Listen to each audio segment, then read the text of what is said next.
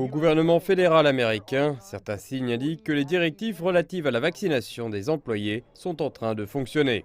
D'après la Maison-Blanche, 90% des agents fédéraux ont reçu au moins une dose de vaccin, tandis que 5% d'entre eux ont reçu une exemption valide ou une prorogation du délai.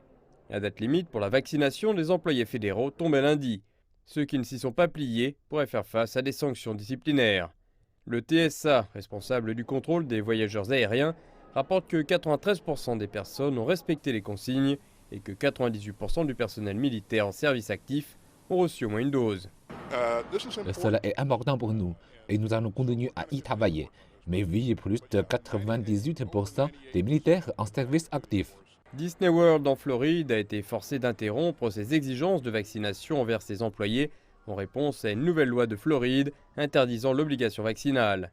La compagnie indique que plus de 90% des employés du parc sont déjà vaccinés. De nombreux obstacles à l'exigence vaccinale se présentent aux tribunaux américains suite à la date limite du 4 janvier donnée aux entreprises américaines pour exiger la vaccination de leurs employés. Entre-temps, les cas de Covid aux États-Unis ont augmenté de plus de 20% ces 2 dernières semaines. Certains États ont connu une augmentation de 50% des hospitalisations. La semaine dernière, les États-Unis ont autorisé une injection supplémentaire pour tous les adultes et les autorités sanitaires encouragent tous les citoyens à se faire vacciner.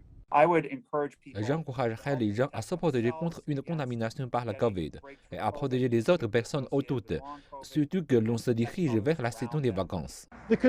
L'inquiétude à présent, c'est que les voyages durant les vacances de Thanksgiving pourraient déclencher une autre poussée hivernale meurtrière.